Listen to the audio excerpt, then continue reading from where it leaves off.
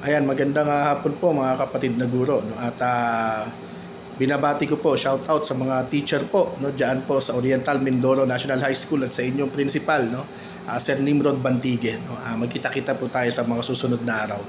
Tungkol lamang po ito, no, doon sa nilabas ng CSC na paalala, no, ang medyo natakot yung iba nating mga kapatid, no, dahil daw bawal ang sinasabing partisan political activity, no.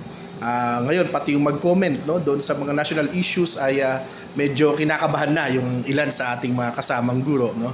At pati yung mag-like daw at mag-share, mag-comment, no, doon sa yung mga social media functions na yan ay baka daw ma-consider na partisan political activity, no. Ito din naman talaga yung paalala ng civil service. Pero ako, wag tayong matakot, no.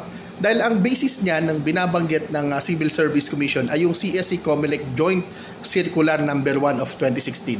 Basahin po natin yun. Anong sinasabi doon? Ang pwede mong gawin, ilan sa mga pwede mong gawin ay una, pwede kang magkomento, no? Pwede kang mag-express ng iyong damdamin tungkol diyan sa mga usaping pambansa.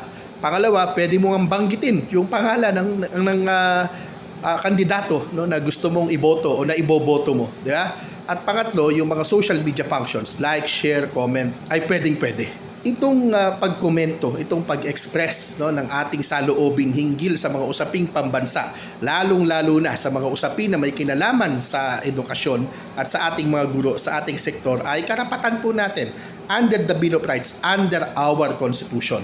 Kaya hindi po tayo dapat matakot, tayo po ay guaranteed ng ating saligang batas, no? Ang bawal po, maliwanag naman, ano, doon mismo, no, sa ilang mga umiiral na batas, ang bawal ay bawal kang mangampanya, no, bawal kang mangampanya for or against, no, at bawal mong gamitin, no, yung resources ng gobyerno, yung oras mo sa gobyerno ay bawal mong gagamitin. Yan po yung mga paliwanag po doon, no, na mga ipinagbabawal. Ito ay freedom of expression, no? So sa mga isyung political, isyung panlipunan, ano, na nakakaapekto sa atin bilang mga manggagawa, no, sa atin bilang mga guro, no, bilang mga edukador, ito po ay ating karapatan. Basta wag na kayong mangangampanya, wag niyo na sabing, halimbawa ako, di ba, pag sinabi kong iboto nyo, no, si Luke Espiritu at Leo de Guzman, bawal po 'yun. Pero pag sinabi ko lang na ang iboboto ko ay pangunahin sina Luke Espiritu at Leo de Guzman, pwede po yun.